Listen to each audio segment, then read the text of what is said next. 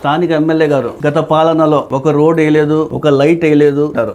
మీరు మున్సిపాలిటీ గురించి ఫస్ట్ అవగాహన తెలుసుకొని మాట్లాడితే బాగుంటుంది. 4 గోడల మధ్య ఒక మాట మాట్లాడతారు మీరు కౌన్సిల్ హాల్లో. జూలై 10వ తారీఖున కౌన్సిల్ సమావేశంలో డంప్ యార్డ్ లో అవినీతి జరిగిందని చెప్పడం జరిగింది మీరు. మరి ఆయన డిసెంబర్ 17వ తారీఖున ఏదైతే కౌన్సిల్ సమావేశం జరిగిందో ఆ రోజు ఏమంటారు, చెత్త అంతా ఎక్కువైపోయింది, దాని బిల్లులు అన్ని తొందరగా ఇచ్చేద్దామంటారు. మరి మరుసటి రోజే మీడియా వాళ్ళతో ఏమంటారు, డంప్ యార్డ్ లో అవినీతి జరిగిందంటారు. 4 గోడల మధ్యలో ఒకటి మాట్లాడతారు, బయట మీడియా మీదకి వస్తే ఇంకో మాట అంటారు మీరు. మొన్నటి రోజు కమిషనర్ గారు నాగరాజ్ గారు వైఎస్ఆర్సీపీ ఒత్తిడి వల్లే, వైఎస్ఆర్సీపీ దొంగ బిల్లుల వల్లే ఆయన ప్రెషర్ తట్టుకోలేక వెళ్ళిపోయినా అంటున్నారు. ఆఫీస్ లో కాదు, అనంతపూర్ ప్రజలను ఎవరినాడు కూడా చెప్తారు. అధికారులంతా మీ వాళ్ళే ఉన్నారు. ఎంక్వైరీ ఏంటి దీనిపైన కూడా ఎంక్వైరీ చేస్తే తెలుస్తుంది. కమిషనర్ గారు ఎవరి బలవంతం మీద వెళ్ళిపోయినారు, ఎవరు బెదిరింపులతో వెళ్ళిపోయినారు, ఎవరు దుర్భాషణలు వాడినారు కూడా కమిషనర్ గారిని అడిగితే కూడా తెలుస్తుంది.